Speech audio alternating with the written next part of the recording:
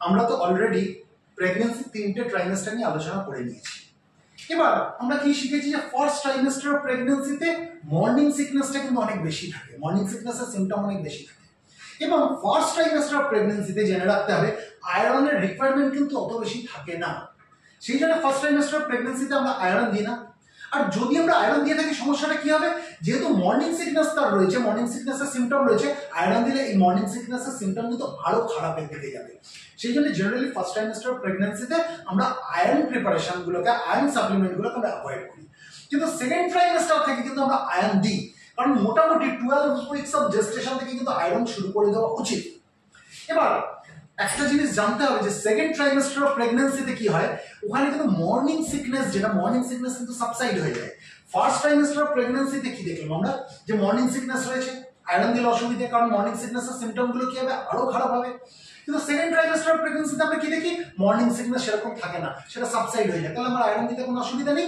তাই second trimester of pregnancy থেকে এখানে আয়রনের রিকোয়ারমেন্টও বেশি আর মর্নিং সিকনেস একটা সমস্যা নেই। সেই জন্য মোটামুটি 12 উইকস অফ জেস্টেশন থেকে কিন্তু আমরা আয়রন দেওয়া শুরু করে দিই।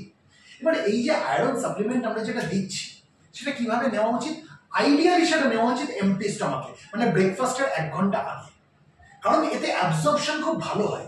কিন্তু সমস্যাটা কি হয়, আমরা যদি খালি পেটে আয়রন দিই সেখানে কিন্তু স্টমাক ডিসকমফোর্ট বেড়ে যাবে, তাই পেশেন্ট নিতে চায় না।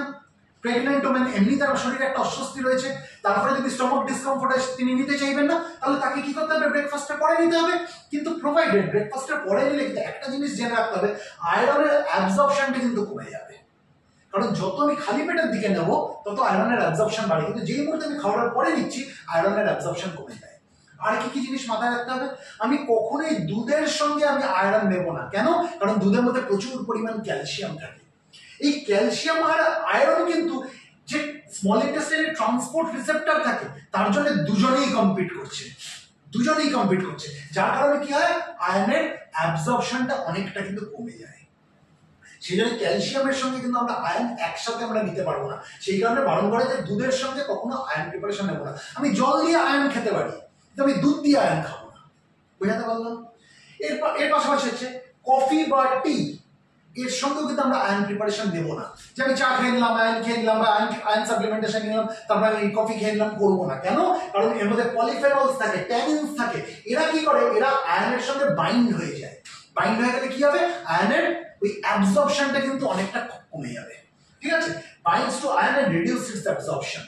তাহলে এই যখন আমি চা খাচ্ছি বা কফি খাচ্ছি, এর সঙ্গে আমি যদি কোনো আয়রন সাপ্লিমেন্টেশন নিই, তাহলে কি দেখা যাবে, যে এর মধ্যে যে পলিফেনলস, ট্যানিনস রয়েছে, এরা আয়রনের সঙ্গে আটকে নেবে, নিজেকে বাইন্ড হয়ে যাবে, হয়ে গিয়ে তার অ্যাবজর্পশনটাকে কমিয়ে দেবে।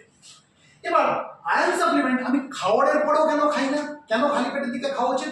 কারণ খাওয়ারের মধ্যে ফাইটার্স থাকে, অনেক খাবারের মধ্যে ফাইটার্স থাকে। যেমন আমরা যদি ওয়েট খাই, রাইস খাই, কর্ন খাই, সিডস খাই, নাটস খাই, এর মধ্যে ফাইটার্স বলে এক ধরনের জিনিস থাকে। আর এই ফাইটার কি করে, আয়রনের সঙ্গে নিজেকে আটকে ফেলে একটা ইনসলিউবল কমপ্লেক্স তৈরি করে ফেলে। আর ইনসলিউবল কমপ্লেক্স হলে কি হবে, আয়রনটা অ্যাবজর্ব হবে না ভালো করে। তার মানে কি, ফাইটার্স কি করছে, আয়রনের অ্যাবজর্পশনকে ইনহিবিট করছে। সেই জন্য আমি খাবারের সঙ্গে বা প্রধানত ফাইটার্স তোলা যে খাবার আছে তার সঙ্গে তো আমি আয়রন নেবই না।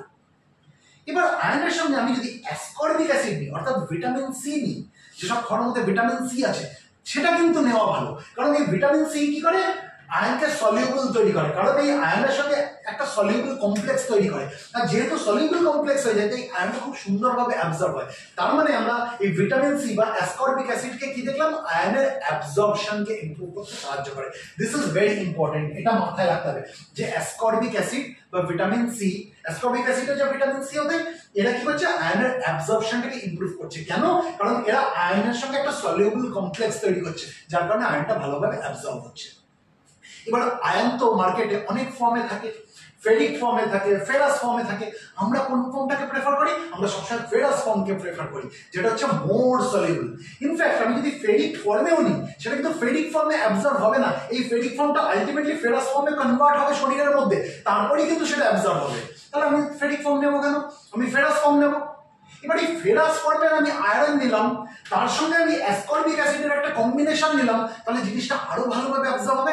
যার জন্য কিন্তু মার্কেটে খুব বেশি চলে ফেরাস অ্যাসকর্বেট, ফেরাস অ্যাসকর্বেট। এই ফেরাস অ্যাসকর্বেট কেন এত বেশি চলে? কারণ এখানে আয়রনটা কি ফর্মে রয়েছে? ফেরাস ফর্মে রয়েছে, Fe2+, ফেরিক ফর্মে নেই, Fe3+ ফর্মে নেই, ফেরাস ফর্মে রয়েছে, যে ফর্মে একদম অ্যাবজর্ব হয়। তার সঙ্গে ওই অ্যাসকর্বেট রয়েছে, তার মানে কি অ্যাসকর্বিক অ্যাসিডকে জুড়ে দেওয়া হয়েছে, যার জন্য এই একে তো ফেরাস দিয়েছি, অ্যাবজর্ব হবে, প্লাস অ্যাসকর্বিক অ্যাসিড কি করবে? তার অ্যাবজর্পশনটাকে আরো হেল্প করবে যাতে ভালোভাবে অ্যাবজর্ব হয়। কারণ আমি একটু আগে কি বলেছিলাম যে অ্যাসকর্বিক অ্যাসিড বা ভিটামিন সি কি করে? আয়রনের সঙ্গে একটা সলিউবল কমপ্লেক্স তৈরি করে। সেই জন্য মার্কেটে ফেরাস অ্যাসকর্বেট এত বেশি চলে এবং আমাদের সব থেকে পছন্দের জিনিস হচ্ছে এই ফেরাস অ্যাসকর্বেট। ঠিক আছে, এটা তো হলো আয়ন। এবার আয়নের সঙ্গে আরেকটা জিনিস আমাদের প্রেগন্যান্সিতে কি দিতে হয়, সেটা হচ্ছে ফলিক অ্যাসিড। এই ফলিক অ্যাসিডটা কিন্তু খুব ইম্পর্টেন্ট, কারণ নিউরাল টিউব ডিফেক্ট হতে দেয় না, নিউরাল টিউব ডিফেক্ট হওয়া থেকে প্রিভেন্ট করে। সেই জন্য এই ফলিক অ্যাসিড কখন দিতে হয়? ফলিক অ্যাসিড অ্যাটলিস্ট এই কনসেপশনের 1 মাস আগে থেকে ফলিক অ্যাসিড শুরু করা উচিত। কনসেপশনের অ্যাটলিস্ট 1 মাস আগে থেকে ফলিক অ্যাসিড শুরু করা উচিত, যাতে তার নিউরাল টিউব ডিফেক্ট না হয়। এবং এই ফলিক অ্যাসিডটা কন্টিনিউ হবে থ্রু আউট দ্য প্রেগন্যান্সি, কত অবধি? টিল ব্রেস্ট ফিডিং আমরা কিন্তু ফলিক অ্যাসিডটা দেবো। এবার যেখানে হাই রিস্ক প্রেগন্যান্সি রয়েছে সেক্ষেত্রে আমরা ফলিক অ্যাসিড কখন শুরু করব? সেটা অ্যাটলিস্ট 2 থেকে 3 মাস কনসেপশনের আগে শুরু করতে হবে। হাই রিস্ক প্রেগন্যান্সি নেই, আমি অ্যাটলিস্ট 1 মান্থ আগে থেকে ফলিক অ্যাসিড তাকে দেওয়া শুরু করে দিতে পারি। কিন্তু যেখানে হাই রিস্ক প্রেগন্যান্সি আছে সেখানে 2 থেকে 3 মাস আগে কিন্তু আমরা ফলিক অ্যাসিড দেওয়া শুরু করব। পুরো সময়টা তার চলবে, যতদিন তার প্রেগন্যান্সি ততদিন ফলিক অ্যাসিড চলবে, ইভেন তার ব্রেস্ট ফিডিং অবধি চলবে ফলিক অ্যাসিড। এই ফলিক অ্যাসিড কি করে? নিউরাল টিউবটাকে ভালোভাবে ডেভেলপ হতে সাহায্য করে, মানে নিউরাল টিউব ডিফেক্ট, যেটাকে আমরা এনটিডি বলি, নিউরাল টিউব ডিফেক্ট, এটা হতে দেয় না, এটাকে প্রিভেন্ট করে। ঠিক আছে, আচ্ছা এবার আরেকটা জিনিস ফলিক অ্যাসিডের ব্যাপারে বলবো। ফলিক অ্যাসিড আমরা যখন নিয়ে থাকি না, আমাদের শরীরের মধ্যে কিন্তু ফলিক অ্যাসিডটা তার বায়োলজিক্যালি অ্যাক্টিভ ফর্মে কনভার্ট হয়, যেটাকে বলে L-মিথাইল ফোলেট। তারপরে কিন্তু সে তার কাজটা দেখাতে পারে। এবার আমরা ফলিক অ্যাসিড আমরা দিলাম, এই ফলিক অ্যাসিড তার শরীরে গিয়ে L-মিথাইল ফোলেটে কনভার্ট হবে, অর্থাৎ তার বায়োলজিক্যালি অ্যাক্টিভ ফর্মে কনভার্ট হবে, তারপরেই কাজ করবে। এই জন্য অনেক সময় কি হয়, আমরা ডাইরেক্টলি L-মিথাইল ফোলেটই দিই, ফলিক অ্যাসিড দিই না। কারণ ফলিক অ্যাসিড থেকে L-মিথাইল ফোলেটে এই কনভার্সনটা কিন্তু কয়েকটা স্টেপের মধ্যে হয়, আর এই কয়েকটা স্টেপের মধ্যে কোনো একটা জায়গায় যদি বাধা হয় তাহলে কিন্তু ফলিক অ্যাসিড দিলেও সেটা L-মিথাইল ফোলেটে কনভার্ট হলো না। আর L-মিথাইল ফোলেটে যদি কনভার্ট না হয় তাহলে যে কাজটা সে করতে চাইছিল, নিউরাল টিউব ডিফেক্টটা যাতে না হয়, প্রিভেন্ট করছিল, সেটা সে করতে পারবে না। তাহলে it's better to go for L methyl folate. Folic acid ভালো, কারণ সবার তো এরকম প্রবলেম হয় না যে ফলিক অ্যাসিড L-মিথাইল ফোলেটে কনভার্ট হলো না, কিন্তু কারোর এরকম সমস্যা হলেও হতে পারে যে ফলিক অ্যাসিড L-মিথাইল ফোলেটে কনভার্ট হলো না। তখন কিন্তু ফলিক অ্যাসিডের যে কাজটা আমরা এক্সপেক্ট করছিলাম যে নিউরাল টিউব ডিফেক্ট হতে দেবে না, সেটাকে প্রিভেন্ট করবে, সেটা কিন্তু শেয়ার করতে পারবে না। তাহলে why should I take the risk? আমি বেটার হচ্ছে L-মিথাইল ফোলেট দেবো। তাহলে আমার পছন্দ কি হলো? একদিকে আয়রন যখন আমি দিচ্ছি তখন ফেরাস অ্যাসকর্বেট দেবো, আরেকদিকে আমি L-মিথাইল ফোলেট দেবো। তাহলে আমি ফেরাস অ্যাসকর্বেট আমি কখন শুরু করবো? অ্যাবাউট 12 উইকস অফ জেস্টেশন থেকে শুরু করবো। আর ফলিক অ্যাসিড আমি কখন শুরু করবো? যদি ফলিক অ্যাসিড দিই বা L-মিথাইল ফোলেট দিই, আমি কখন শুরু করবো? At least 1 month before conception. আর যদি সেটা দেখি যে হাই রিস্ক প্রেগন্যান্সি, তাহলে আমি 2 থেকে 3 মাস, কনসেপশনের 2 থেকে 3 মাস আগে আমি ফলিক অ্যাসিড দেওয়া শুরু করব।